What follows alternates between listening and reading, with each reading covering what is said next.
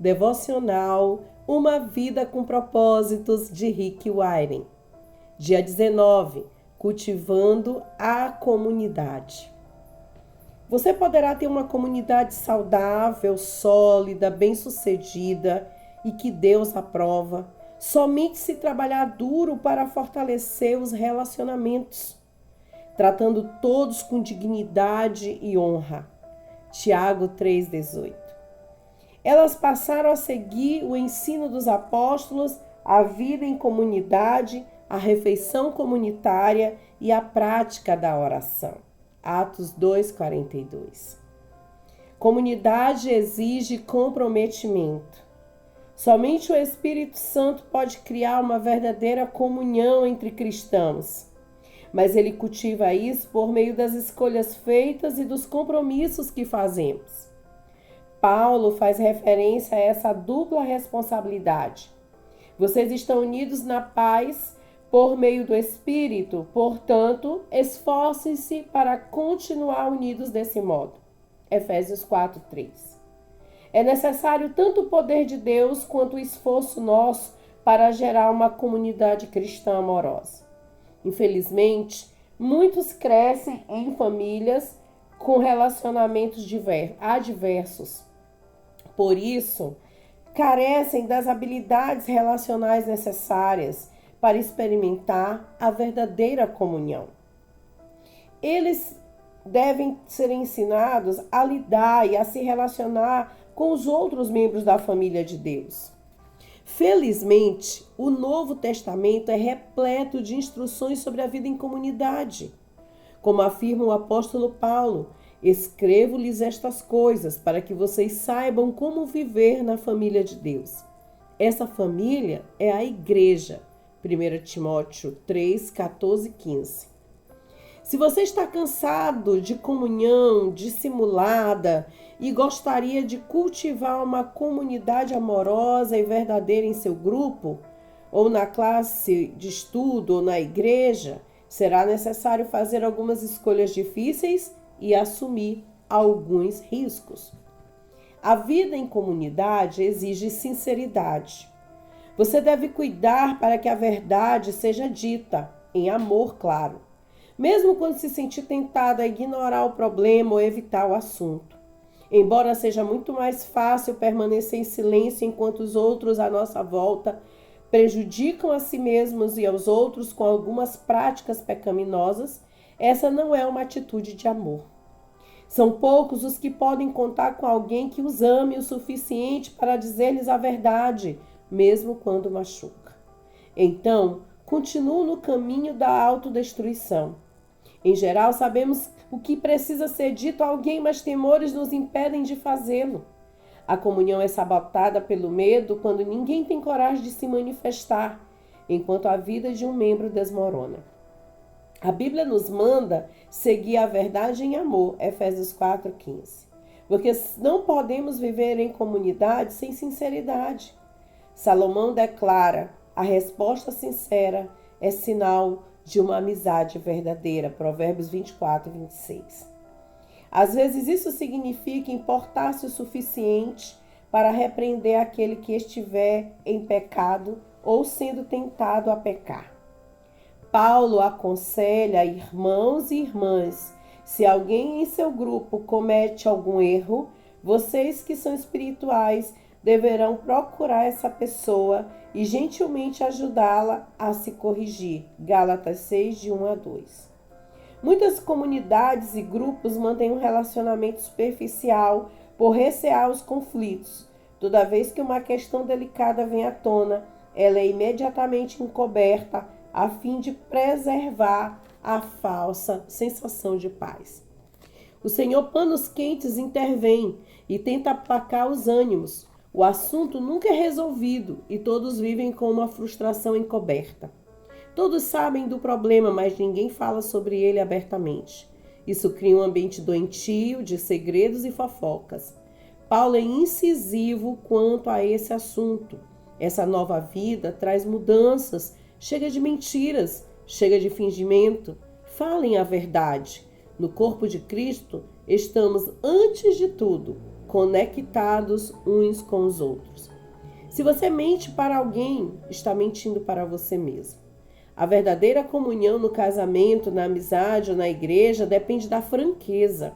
Na verdade, o túnel do conflito é a travessia para a intimidade em qualquer relacionamento. Até que os envolvidos se importem o suficiente para enfrentar e solucionar os obstáculos encobertos, jamais estarão realmente próximos uns dos outros. Quando tratamos o conflito de maneira correta, crescemos em intimidade uns com os outros, pois enfrentamos e resolvemos nossas diferenças. A Bíblia diz: a verdade é que as pessoas valorizam a sinceridade mais que a bajulação. Provérbios 28, 23. A franqueza, no entanto, não é uma licença para se dizer o que quer, onde quer e sempre que quiser. Não é grosseria. A Bíblia diz que existe um tempo certo e um modo certo de fazer cada coisa. Eclesiastes 8:6. Palavras impensadas deixam feridas permanentes. Deus nos manda tratar os membros da igreja com o mesmo amor que dedicamos à família. Nunca empregue palavras duras quando for corrigir um idoso, mas fale com ele como se fosse seu pai. Converse com os jovens como se fossem seus irmãos, com as mulheres idosas como se fossem sua mãe, e com as jovens como se fossem suas irmãs, lá em 1 Timóteo 5, 1 e 2. Lamentavelmente, milhares de comunidades foram destruídas por falta de honestidade.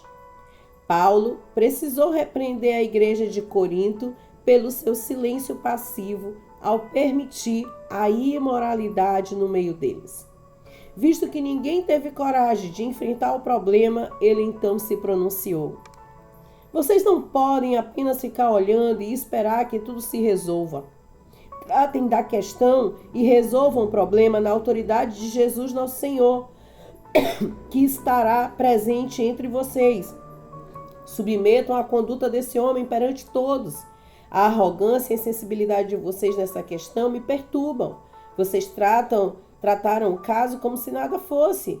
Escrevi na minha carta anterior que vocês não devem se sentir à vontade com quem vive na promiscuidade. Não quis dizer também que vocês não devem ter nenhum tipo de relacionamento com gente de fora da comunidade.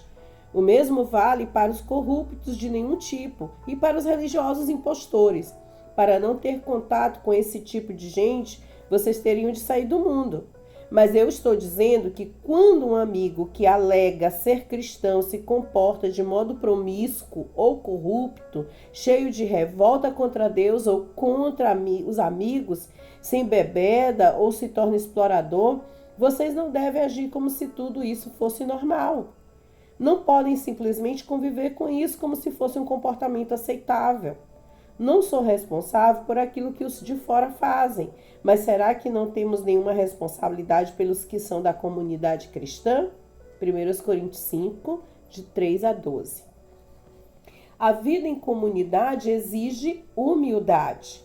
A presunção, o convencimento e o orgulho obstinado destroem a comunhão, mais rápido do que qualquer outra coisa. O orgulho ergue muros entre as pessoas. A humildade constrói pontes. A humildade é um unguento que acalma e suaviza as relações. Por isso a Bíblia diz: sejam todos humildes uns para com os outros. 1 Pedro 5,5. A vestimenta adequada à comunhão é a postura humilde. A continuação do versículo diz: porque Deus se opõe aos orgulhosos, mas concede graça aos humildes. 1 Pedro 5,5. Essa é a outra razão pela qual precisamos ser humildes. O orgulho impede a graça de Deus em nossa vida, da qual precisamos para crescer, ser transformados, curados e ajudar os outros. Recebemos a graça de Deus quando admitimos humildemente que precisamos dela. De acordo com a Bíblia, se nos portamos com arrogância, vivemos em oposição a Deus. Essa é uma maneira tola e perigosa de viver. Você pode desenvolver a humildade de várias maneiras práticas, admitindo suas fraquezas, sendo paciente com as fraquezas dos outros, estando aberto a admoestações e pondo os outros em evidência. Paulo orienta: vivam em harmonia entre vocês. Não se comportem como se fossem superiores a alguém. Antes, alegrem-se na companhia das pessoas comuns. E não pense que já sabem tudo. Romanos 12:16. Aos cristãos de Filipos aconselha: nada façam por ambição egoísta ou por vaidade, mas humildemente considerem os outros superiores a vocês mesmos. Cada um cuide não somente dos seus interesses, mas também dos interesses dos outros. Filipenses 2, 3, 4. Humildade não é pensar menos de si mesmos, mas pensar menos em si mesmo. Humildade é pensar mais nos outros. Os humildes estão interessados apenas em servir os outros, não pensam em si. A vida em comunidade exige cortesia. Somos corteses quando respeitamos as diferenças, quando temos consideração pelos sentimentos dos outros e quando somos pacientes com os que nos irritam. A Bíblia diz: é preciso carregar o fardo de termos consideração para com as suas dúvidas e temores de outras pessoas. Romanos 15, 2b. Paulo diz a Tito: povo de Deus, deve ser cortês e ter coração aberto. Tito 3:2. Em toda a igreja, em cada grupo, há pelo menos uma pessoa difícil. E normalmente mais que uma. Essas pessoas podem ter carências emocionais, inseguranças profundas, maneirismos irritantes e habilidades sociais escassas. Você pode chamá-las carentes de graça extra.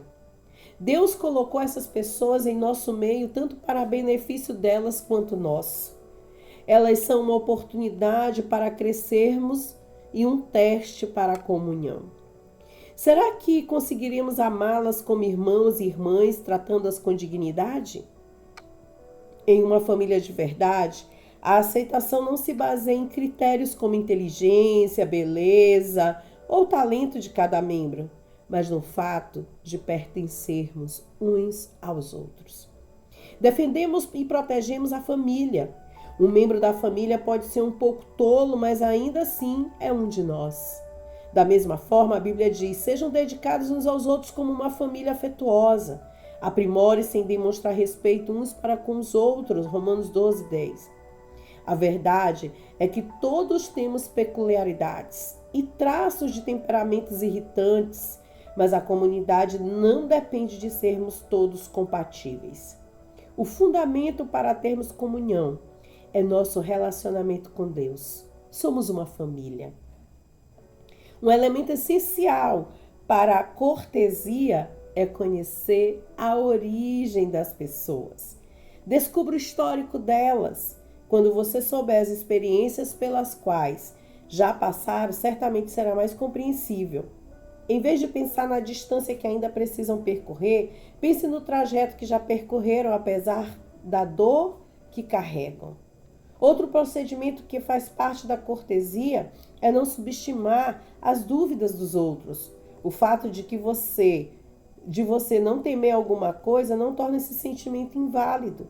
A verdadeira comunidade é construída quando as pessoas sabem que é seguro compartilhar medos e dúvidas sem serem julgados. A vida em comunidade exige sigilo. Somente num ambiente seguro, onde existe acolhimento amável e sigiloso, as pessoas irão se abrir e compartilhar suas maiores mágoas, necessidades e erros. Sigilo não significa ficar em silêncio enquanto nosso irmão peca, mas saber que aquilo que for comentado no grupo ficará restrito ao grupo. É necessário conviver com isso e evitar a fofoca. Deus detesta a fofoca principalmente quando maldosamente disfarçada de pedido de oração em favor de alguém. Deus diz: os maus provocam discussões e quem fala mal dos outros separa os maiores amigos. Provérbios 16, 28.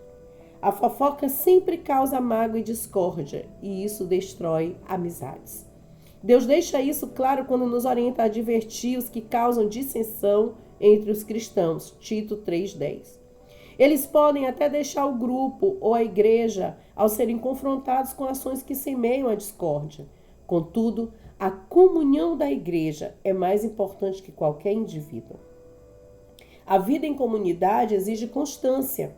Você deve manter contato regular com seu grupo, a fim de desenvolver a verdadeira comunhão. Relacionamento exige tempo. A Bíblia diz: não abandonemos, como alguns estão fazendo, o costume de assistir às nossas reuniões. Pelo contrário, animemos uns aos outros. Hebreus 10:25. Devemos desenvolver o hábito de nos reunir. Hábito é algo que você faz com frequência, não uma vez ou outra. É preciso passar tempo com as pessoas, muito tempo, para estabelecer relacionamentos íntimos. Por isso, observamos uma comunhão tão superficial em muitas igrejas. Não passamos tempo suficiente juntos e o tempo que passamos é quase sempre gasto para ouvir uma única pessoa falar. Uma comunidade não é formada de acordo com nossa conveniência, mas nos unir quando eu tiver vontade. Isso não existe, mas na convicção de que é necessária para a nossa saúde espiritual. Se você quiser cultivar a comunhão verdadeira, isso significa reunir-se mesmo quando não tenha vontade, porque você acredita que é importante, por isso você vai se reunir. Os primeiros cristãos reuniam-se todos os dias. Regularmente eles adoravam juntos no templo todos os dias. Reuniam-se em grupos pequenos nas casas para a comunhão e participavam das suas refeições com grande alegria e gratidão. Atos 2:46. Viver em comunhão requer investimento de tempo. Se você é membro de um pequeno grupo ou de uma classe de escola bíblica, recomendo que se faça um pacto entre todos no qual estejam incluídas as 9 características da comunhão bíblica. Compartilharemos nossos verdadeiros sentimentos, a autenticidade. Incentivaremos uns aos outros, reciprocidade. Apoiaremos uns aos outros, compaixão. Perdoaremos uns aos outros, misericórdia. Falaremos a verdade com amor, sinceridade. Admitiremos nossas fraquezas, humildade. Respeitaremos nossas diferenças, cortesia. Não divulgaremos segredos alheios que nos são ditos em confiança, sigilo. E faremos do grupo uma prioridade, constância. Quando você olha a lista de características, fica evidente o motivo por que comunhão de verdade é algo tão raro. Ter comunhão significa desistir de nosso individualismo e independência para nos tornarmos interdependentes. Os benefícios de compartilhar a vida uns com os outros, no entanto, são plenamente compensadores e nos preparam para o céu. Vamos estar em comunhão. Amém?